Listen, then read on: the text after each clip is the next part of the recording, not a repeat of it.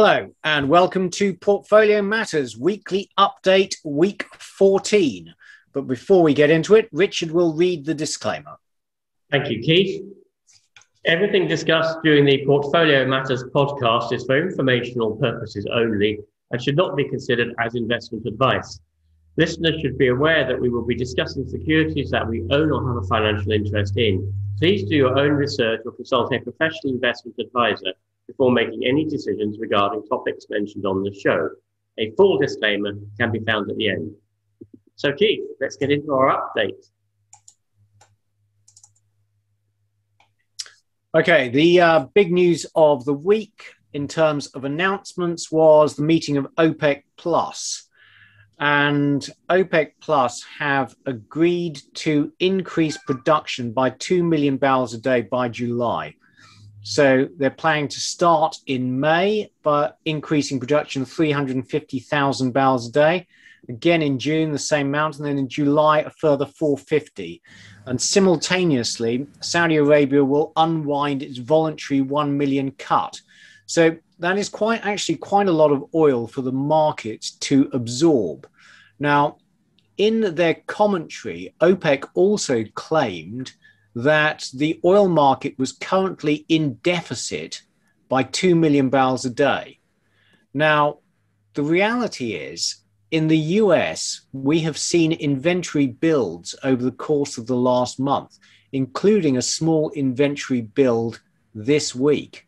So I question how big the deficit, if there is one, actually is. And with OPEC increasing their supply by 2 million barrels a day over the course of the next 4 months, the danger is actually they oversupply this market if the world economies remain locked down or there's a resurgence in the coronavirus so that economies don't open up as much as is expected. And that's particularly the danger in the case of Europe, which is where it's going very badly. Yeah. Okay. In other news, the Credit Suisse Economic Surprise Index has turned massively positive. You remember in previous weeks we talked about how the New York Fed nowcast economic forecasting had turned down unexpectedly in March. Well, the contemporaneous indicators have massively turned around. And this is the supply of US single-family homes available for sale. And it is at an all-time low. And obviously, that is very bullish for house prices and also for construction. Now, when we talk about inflation, year-on-year inflation is just about to surge because the comparator will be March last year when the consumer price index collapsed. And so, over the next couple of months, you will see CPI surge over 3%, essentially. Yeah.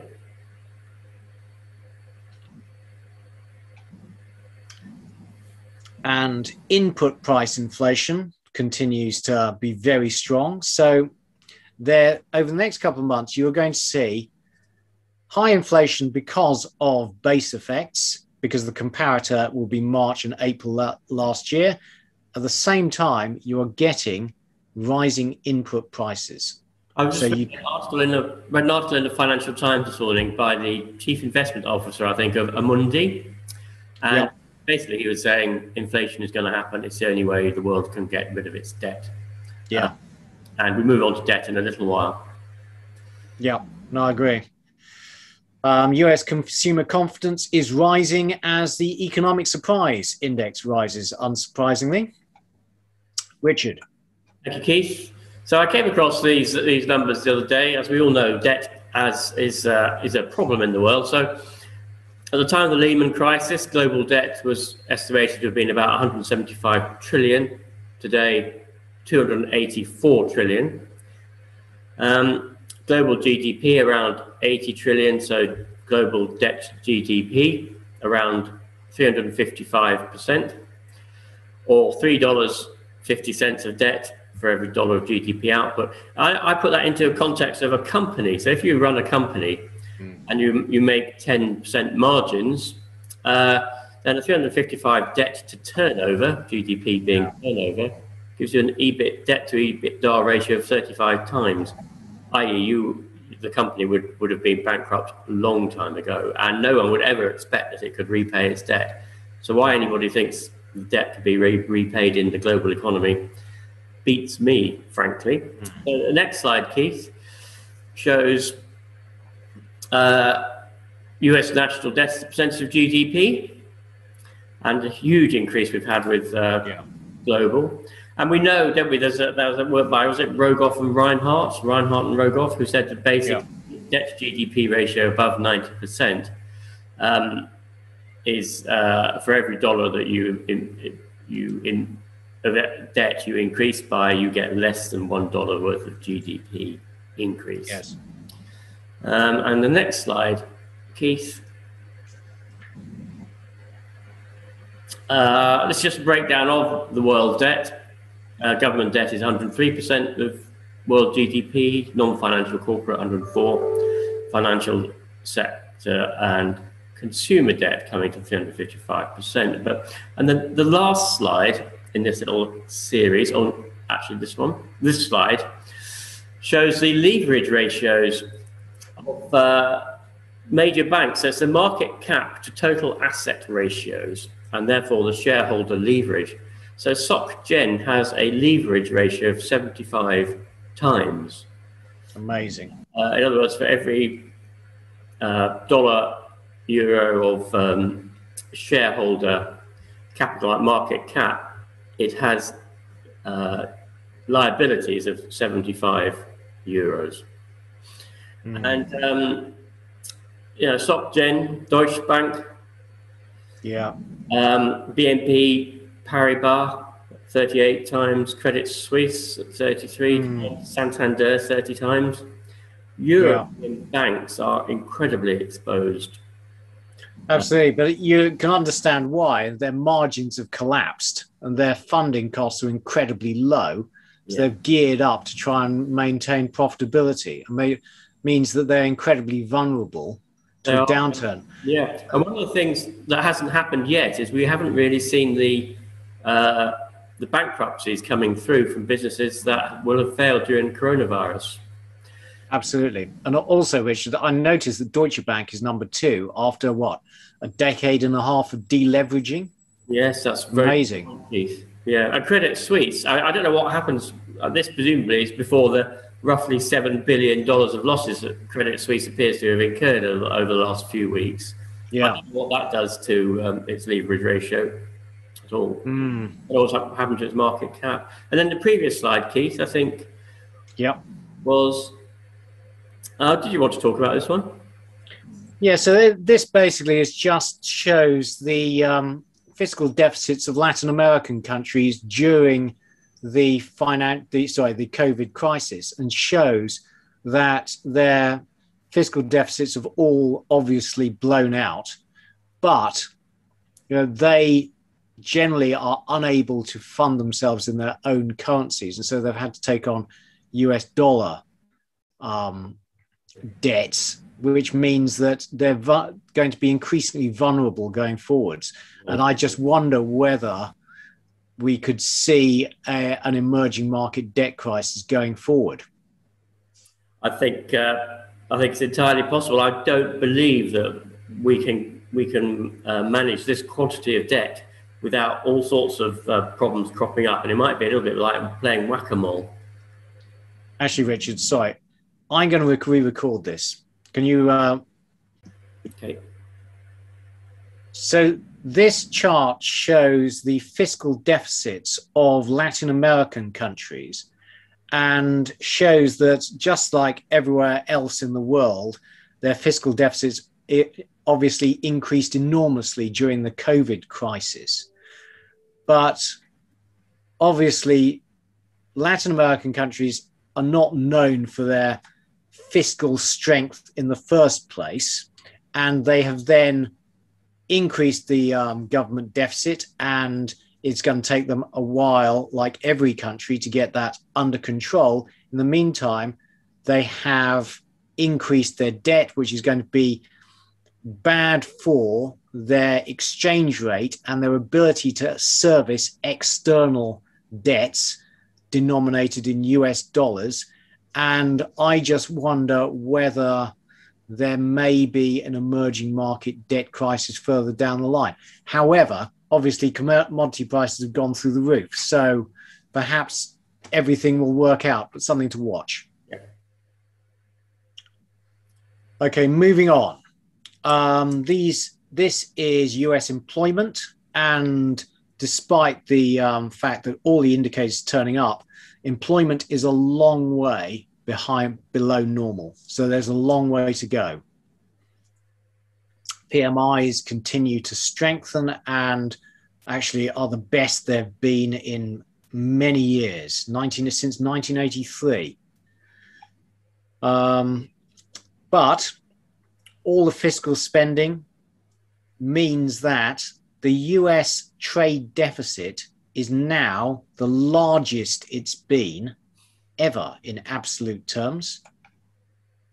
And I just wonder how the US dollar, which has strengthened over the last month, can continue to strengthen when the trade deficit is so large and rising. And I think that has to be dollar negative. I think the other issue there, Keith, isn't it? It's all tied together. We've got this vast amount of debt and government spending spree, trillions of dollars going into the economy, the effect of which will swamp all sorts of things that are happening. So the small business index that I sometimes show, I haven't shown it this week, is still showing around about 60% of activity. Yeah. And the small business, as businesses open and business revenue. Well, that, of course, is where the unemployment comes from. And normally you think, well, if your small businesses are only 60% of their normal activity, your economy is in an awful place. But with the trillions of dollars going in from government spending, it's being masked. Yeah. Yeah, it doesn't go away. And at some point, this will all come out in the wash. But how and when, it's really, really difficult to predict. Well, the thing is, Richard, so what we are in essence saying is that small businesses are still closed or there's a lack of activity. But because of all the fiscal spending, consumers have a lot of resources which they can spend. So I think what you could see happening is just an incredibly strong period of growth as people start to spend, small businesses reopen, and they do well. I mean, restaurants apparently in the States, I mean, it's very difficult to book a table now. And so you could see a virtuous circle of strong economic growth over the next year. But then followed by inflation. What? Yeah, no, that's true. But we have massively increased the debt. And if what this is showing is that pulling in all these goods from around the world, because all these US consumers have money, is massively increasing the trade deficit. And the final point, Keith, is all of this debt is going in at like 140% of GDP, debt to GDP, where we know that anything above 90% is counterproductive in terms of the return you get from the debt. So yeah, the GDP isn't being created to even repay the debt. So at some point, this process breaks down, in my view. Yeah. No, well, the thing is, the question is what happens to interest rates? If interest rates start to rise on debts of 140% of GDP, then the whole game falls apart. Yeah. You know, buy gold. But in the meantime, you know, watch this space. So household equity allocations are still rising. So people are pouring money into the stock market. Investors are the most bullish they've been since 2018. And there, if you remember, there was a drawdown in 2018, and that's generally not a very good sign. Richard. Oh, well, the VIX index, volatility index, Keith, which we just see from last March, where obviously the volatility index shot up parabolically. Since then, it's just been in a steady decline, and over the last couple of months, it has dropped almost back down to where it was before. And this basically is an indicator that the market is not volatile; it's trending upwards, and everybody is very calm and relaxed. What you will notice, of course, is when it goes up, it doesn't give you any warning. It doesn't say, "Well, I think I'll gradually move up." It tends to go bang. So it's not a predictor at all, but I think it's an indicator of what people are feeling at the moment. Yeah, no, very interesting. Okay, PMIs. Now, what I thought was very interesting about this was China, which led the world in its PMIs recovering. Its PMIs are now falling back down. So it's opened up. You had a surge in PMIs, and now that as the credit impulse has faded, the PMIs are coming back off. And in the rest of the world, as we're opening up, we're seeing this big surge in PMIs. And the analogy would be with China. We will reach a peak after we've opened up, and then we will come off again. Yeah. So not to get too carried away, essentially. But we've still got a long way to go, essentially. We are not doing well. I mean, the US, retail and recreation mobility, I mean, the US is probably what, 10% below its pre-COVID levels? We are doing really badly. Well, the interesting thing about this, Keith, is that while it's retail and recreation mobility, well, clearly recreation mobility has been adversely affected. Yeah. Excuse me, but retail, a lot of retail has shifted online, and you would not expect mobility to go hand in hand with turnover, if you like. So it's quite hard to interpret. Good point. With this lack of breakdown, it's quite hard to interpret exactly what's happening.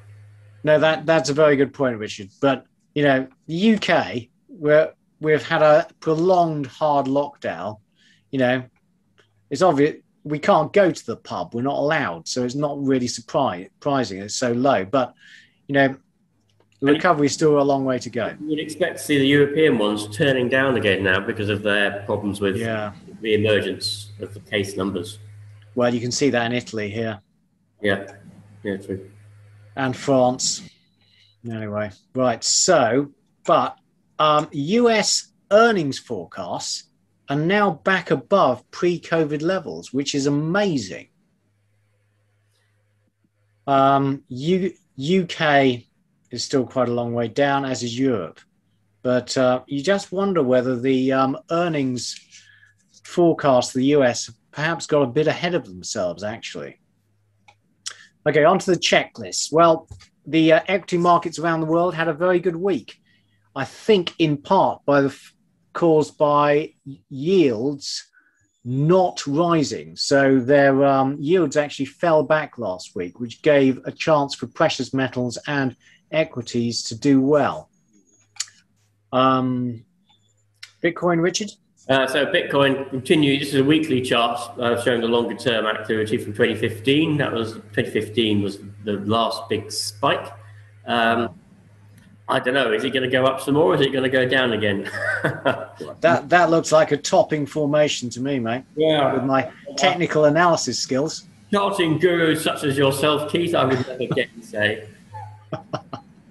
And the next one is Ethereum showing the same thing. And then the last one this I came across it, the shitcoin index perpetual futures, otherwise known as the ship per crypto chart. I liked. And what it's showing is, the shitcoin basically refers to if it's not Bitcoin or Ethereum, I believe. Right.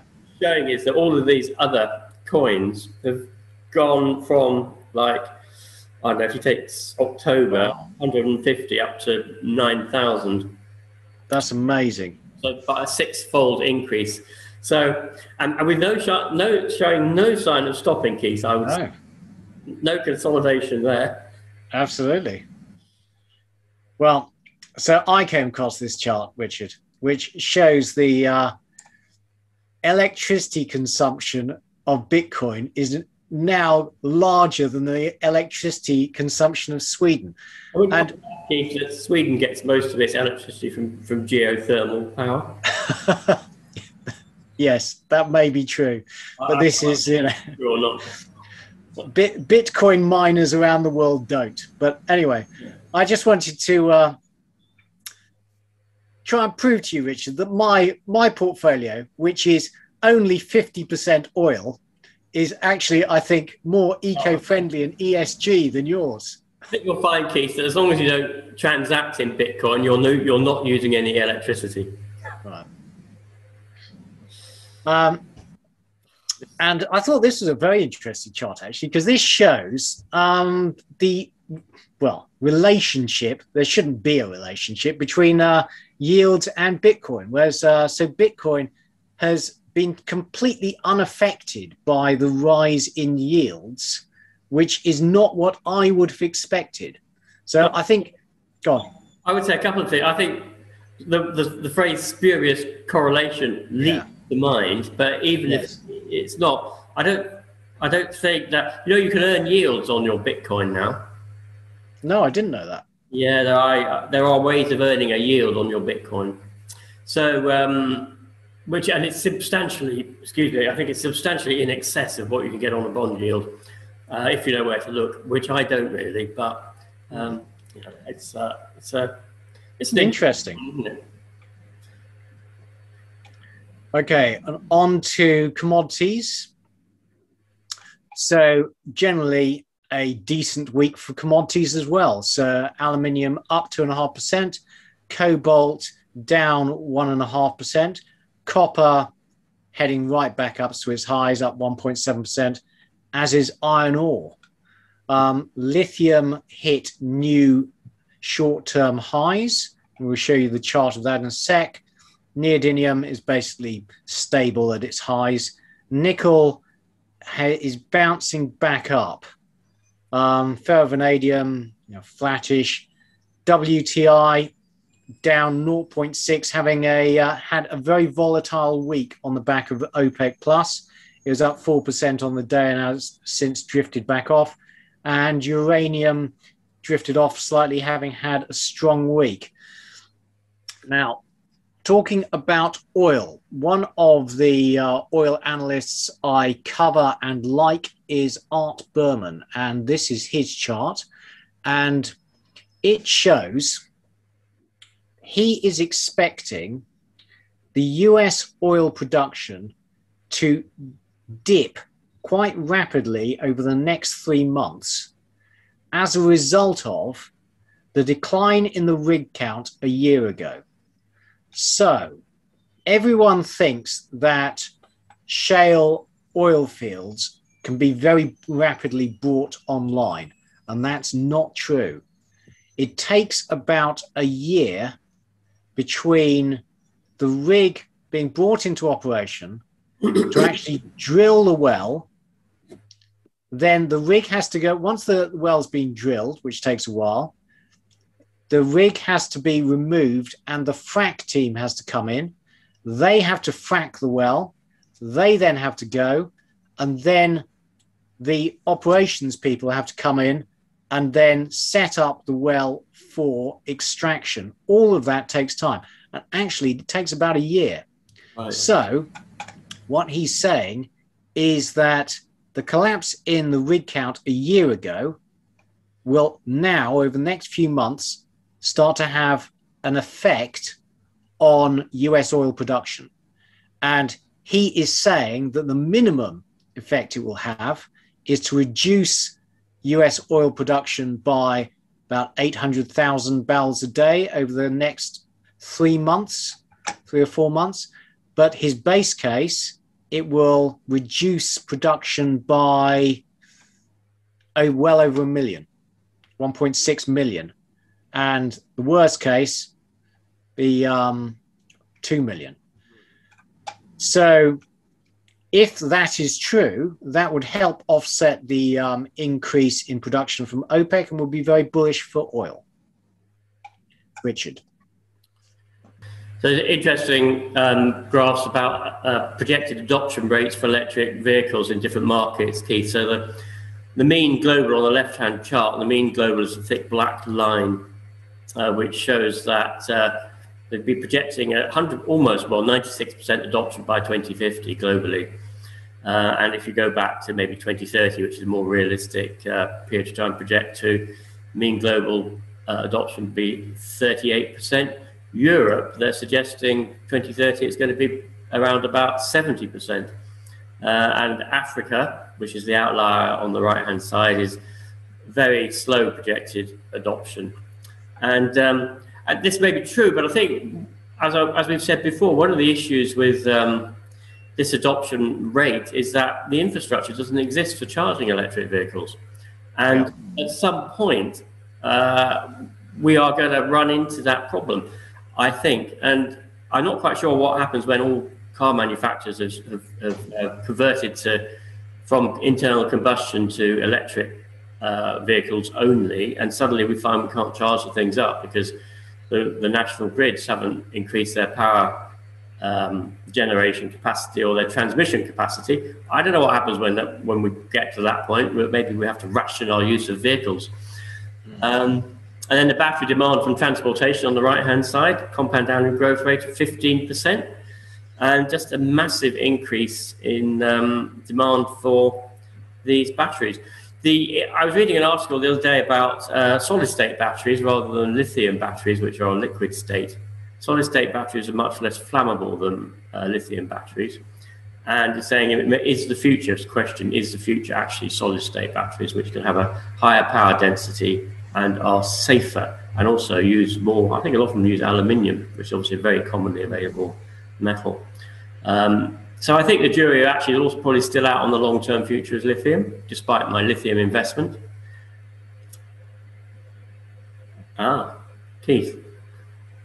Well, on that point, Richard, this is from the same source, which is Rystad Energy, and it's talking about how much extra demand from batteries there will be for various elements. And the ones they highlighted were lithium, silicone, nickel, and graphite. So if you're wanted to invest in materials which would benefit from the EV revolution, they were highlighting those four. That's interesting, isn't it? So lithium price picked up again. I think, if we do look at a long-term graph, I think the price of lithium is around about half of what it was in 2018, from memory, or half to a third. So it's a steep rise, but in a sort of historical sense, it could go quite a long way further. And clearly, I was reading yesterday, I think, about how there is fears of imminent lithium shortages for battery construction. And nickel is, it's recovered a bit from recent lows, but as we discussed previously, there currently is no shortage of nickel, in that there are lots of new mines coming online over the next few years, and the market is forecast to be in oversupply. Okay, now, last week we talked about the global battery storage, energy storage projects database from the US Department of Energy. And thank you to Stephen Salidas, who basically pointed out that my discussion of it was confused, in that I talked separately about the power ratings of the batteries and how long they lasted. And it'd be much clearer if we just talked about the battery storage capacity in kilowatt hours. And so this chart shows battery kilowatt hours, so storage in kilowatt hours, and all the energy storage projects in the world ranked by kilowatt hours. So massively above everything else is pumped storage, water pump storage. And then below that, we have molten salt, which is mainly these solar concentrators. And then we have lithium ion. And then down here, vanadium redox flow batteries. But ranked according to the battery capacity in kilowatt hours, lithium ion is only 16 times greater than VRFB. Whereas ranked according to power rating, it was 55 times greater. So that ranking them by kilowatt hour and battery capacity shows that vanadium has actually had much more penetration. And that is excluding the Dalian VRFB, which is absolutely enormous. Okay, on to precious metals. So as interest rates paused or declined slightly last week, all the precious metals staged a recovery. Gold is up 2%, silver up 3.6%, platinum 4.2%, rhodium bounced up 11%. Richard, you're on mute. I found this interesting graph the other day, Keith, which shows that gold miners currently have an operating margin of around about 40%, and they're on less than 10 times price earnings ratio. Whereas all the other sectors in the S&P 500 industry sectors are on have lower operating margins and very significantly higher price earnings ratios, and which makes buying gold miners for earnings and dividends a bit of a no-brainer. And I think one of the issues that we hear was that previously gold mining company executives went on a buying spree and squandered shareholder wealth 10 years ago, and that's true. And I guess the market's a little bit scared they may do the same again, but hopefully they won't. And if you own gold mining shares, you should start to expect some serious dividends coming through. Yes, absolutely. So this is a graph, Keith, that shows that there's really very little correlation between interest rates and the price of gold. Just thought we needed to have that. And well, note at the bottom, between 1972 and 1982, the yield on the 10-year Treasury rose from 6 to 15%, and the federal funds rate rose from 5 to 20%. Meanwhile, the price of gold climbed from $50 an ounce to $650 an ounce. Well, the thing is, Richard, I would say that it all depends on whether you're using absolute yields like in this chart or real yields. And also a lot of the charts we have seen show the change in gold prices versus the change in yields. But, you know, you're right in that all the charts we have shown recently seem to be have a quite limited time horizon, which all suggests that these relationships are, temporary.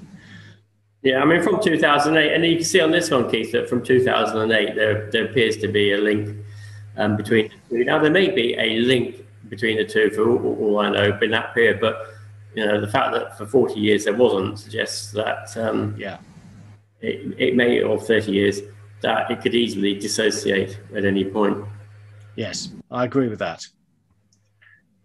Oh, so gold versus the Fed balance sheet. So there's a slight sort of contradiction here, isn't there? Because the Fed balance sheet is enormous. Interest rates, okay, they've gone up a little bit, but the interest rates are very low. They've gone up, in a relative sense, they've gone up a lot, but in absolute sense, they've gone up a little bit. But not enough to effectively quash the price of gold to the extent that it has been, given that we've got this correlation going back to about the year 2000, 2002, of gold versus the Fed balance sheet. Just one for instance. Yeah, absolutely. I found this very surprising, and as you know, I've essentially sold all my physical gold and most of my gold miners because it wasn't behaving the way I expected it to. I've really expected gold to keep on rising on the back of all this money printing, but it hasn't. And actually, it has come off with rising rates.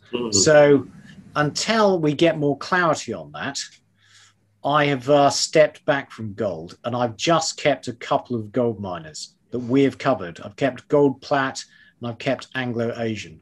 And my view is that gold will reflect these increases in the balance sheets and so forth.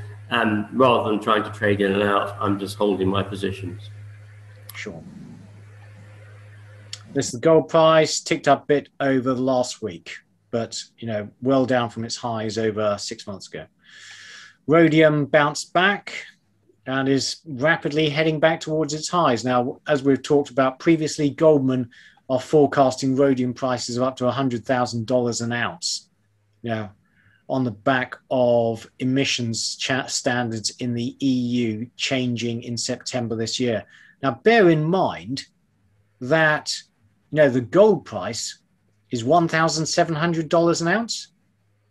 So this is vastly more expensive. We're almost talking about 20 times more expensive now. Yeah. And I think Sylvania Platinum is it Sylvania? Yes. Yeah. The way, if you want to, which we did a share talk on a while ago, is that if you want to try and capture the rhodium run, they are a major producer of rhodium. Yeah. So onto yields, and surprising to me, but yields had a poor week. So bonds had a strong week, but yields fell. And actually fell quite a lot, 30-year down almost 5 basis points. So this is the UK 30-year, and you see actually it's really gone nowhere in a month. So there's been a fairly prolonged pause in the rise. Yeah. And if you look at the 10-year over this is the 1 year view, you see that pause is, becoming quite prolonged actually. And this is the 15-year view. So against all my expectations, rates are not rising as quickly as I thought they would. And this is the seasonality chart, which continues to be bang on. So we're in April and equity prices are doing very nicely. Thank you very much. And that's forecast to continue this month and into May. So watch this space.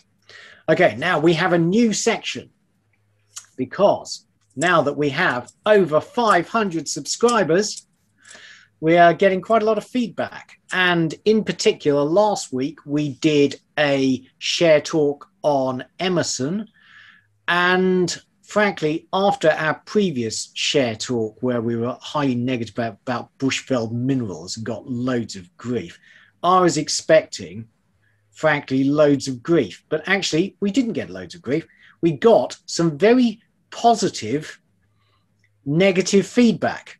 So people saying that we were wrong, but doing so in a very positive way. And particularly, Stephen Salidas put in the work to outline a bull case, which I urge everyone to read. If you've watched our Emerson video, please read his bull case, because, he's done the work. Okay, so where are we at the end of this debate with Stephen and others? Now, on the transport costs, I think we are closer to reconciliation, but we're not there, and we won't be there until there is more detail from Emerson on exactly what their assumptions were. There's quite a lot of hearsay, but we'd like details.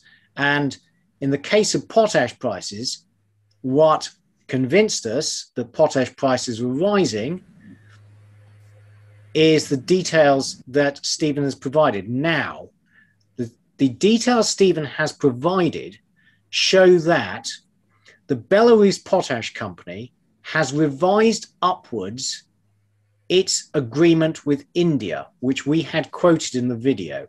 However, the World Bank is still showing no change in the price of MOP free on board Vancouver. it is showing rising prices for rock potash, phosphate rock in Africa. Now that is contradictory, but right now there's no rise in MOP, and the rise in the price that Belarus are charging India can in part be explained by rising freight prices, because the price that Belarus had agreed with India was CFR. It was delivered to India. And as we know, freight prices, as shown on the chart bottom right, have hit record levels in the past few months on increased global trade. So we don't know how much of the increase in the CFR price that Belarus are charging India is due to freight prices. And in order to be convinced that the potash price is going to rise from here, I'd like to see MOP prices rising. And the other point I would raise is that there are a lot of phosphate projects on the world due to come online in a market that we've already seen. The World Bank is saying already has 25% excess supply capacity. In just talking about London listed companies, we know that Anglo American bought the Sirius Minerals polyhalite mine in Yorkshire, and they are investing in that and will be producing in excess of 10 million tons a year from 2024. Bear in mind that Emerson were talking about producing 700,000 tons per annum of MOP. No, 10 million is a quantum difference. And in addition, Core Potash, which is KP2, is the ticker, have a project in the DRC and aiming to produce the best part of 400,000 tons per annum at $87 a ton free on board.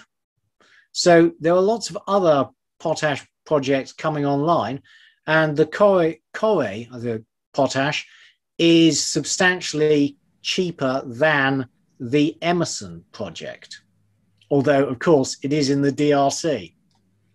So in summary, I remain unconvinced that there is any prospect of a sustained rise in the MOP price, the muriate of potash price.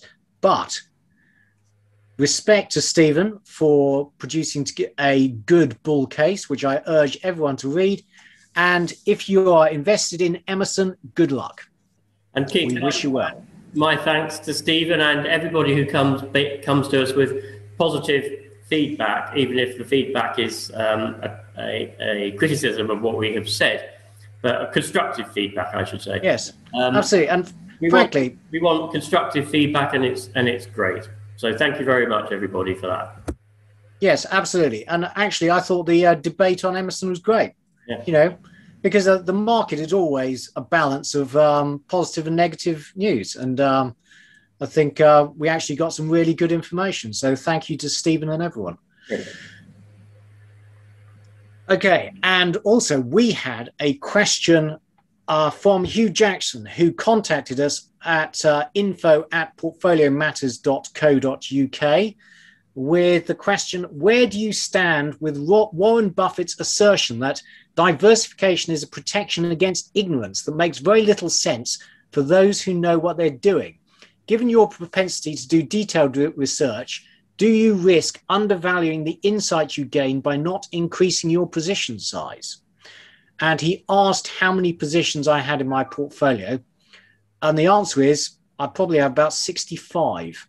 And I have about 45.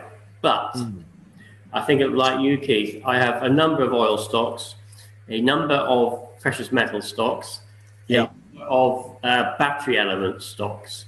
And if you look at it from the point of view, and my investment in cryptocurrencies. So if you look at it from that point of view, I mean, I'm invested in have concentrated investments in 4 core sectors, but I own a number of companies in those sectors to diversify my risk away from an individual company. Yes. How about you? Well, I think I think your point there, Richard, is that your actual investment is in, let's say, lithium, and you want exposure to lithium rather than to the idiosyncratic risk of a particular lithium company. Very well. And yeah, I have a similar policy, but also I am very concerned about liquidity. So actually, when you look at my portfolio over the last decade, the vast majority of my outperformance relative to the all share has come from being out of the market when there are downturns. And so I allocate strongly between different asset classes, so between cash and equities. And I'm very concerned about being able to exit my positions quite quickly. And so one of the stocks we have covered is Entech Upstream, which I'll be talking about later. And that has a bid-offer spread of 15% and is very difficult to buy and very difficult to sell. And, you know, you don't want too much of that in your portfolio, no matter how bullish you are, because you need to be able to get out of it. You do. And when you get out, if you need to get out in a hurry, the bid-offer spread goes up, doesn't it, Keith? The other thing I would say is that if you're a large investor with a great deal of cash to invest, you carry a lot of clout with the companies that you've invested in. You have a seat on the board. You know exactly what's going on. You phone up the chief executive and they may give you some, on the quiet, you may have access to market sensitive information that other investors don't have. And we don't have any of that. We have no clout with the management. We don't sit on the board. We're not privy to internal management information. And we are actually, in that sense, you're at a much greater risk of having the company do something and catch you wrong-footed, as you put it, the idiosyncratic exposure.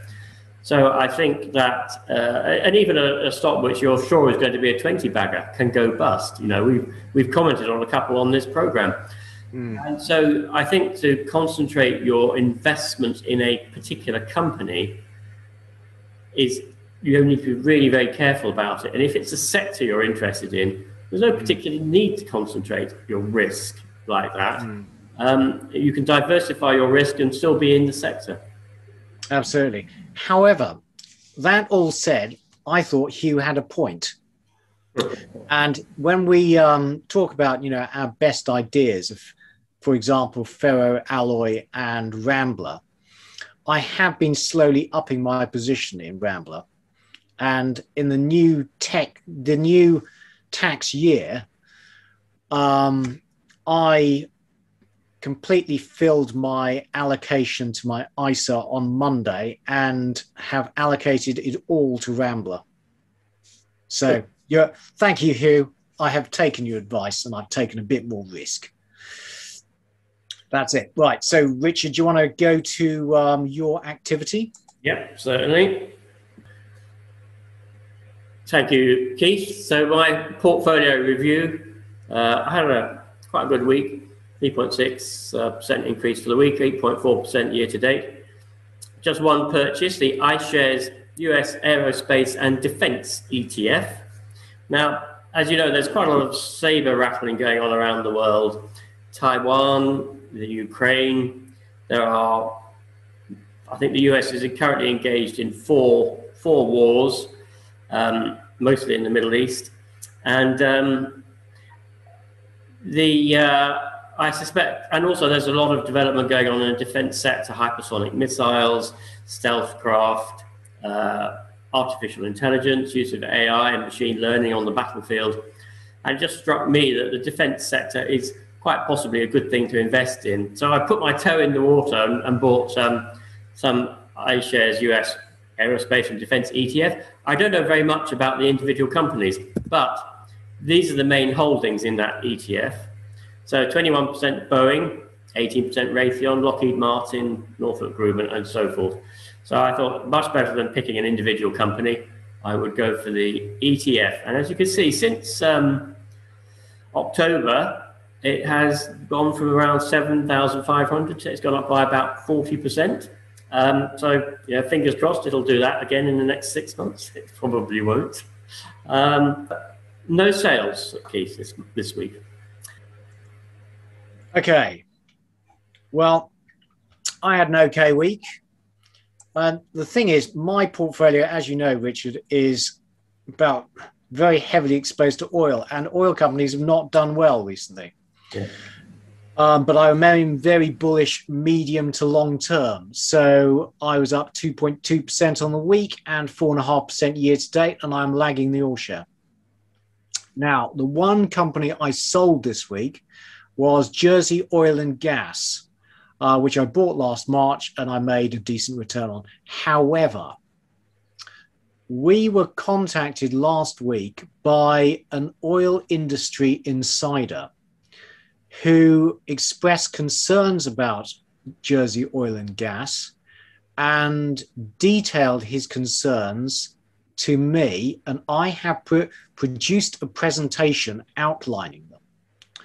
Now, that presentation is currently with him, awaiting his approval, and some of his concerns were quite technical, and I've asked him to explain them in depth.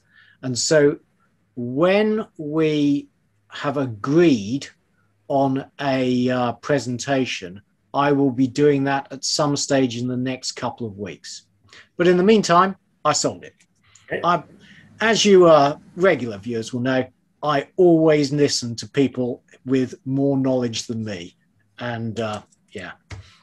Well, you can always buy it back if you want to, Keith, but once it's gone down, you can't sell it at a profit. Precisely.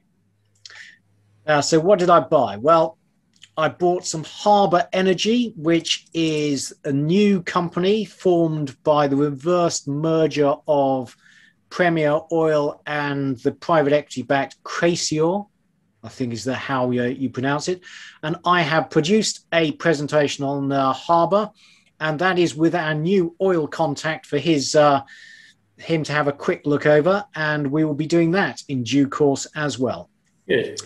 And after my email exchange with Hugh, I decided that I would buy some more of our best ideas, so I bought some more Rambler. And now we had a couple of updates of stocks we had covered. So Saga came out with their results, which showed that, as we suggested, the profits from their insurance side completely offset the losses from the travel side, and excluding exceptionals, of which there were a few, it made an underlying profit of 17.1 million, and the shares rose 10%. Is that an annual profit, Keith? I can't remember now, but I think it was, yeah. A market cap of 500 million. Yeah. So that would put them on a price, if it's an annual profit, that would put them on a price earnings ratio of about 30. Yeah, obviously, but the thing is, Richard, most of their travel is now closed down. So, it's a question of things not deteriorating any further. Yeah.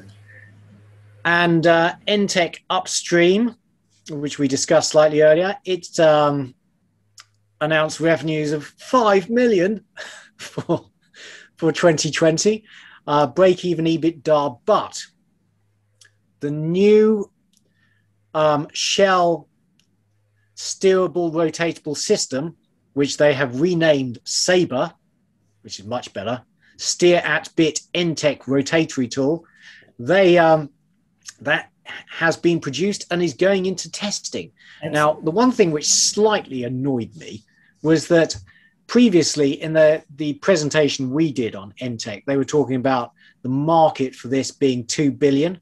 Well, they've now said, actually, Sabre will only access 40% of that, which they didn't say previously. So that's 720 million market, but that's still a much, much bigger market than the markets they are currently accessing with their telemetry systems. And if they capture even a fraction of that, then Entech shares will be worth a lot more. And field trials are due to be finished by the end of the year.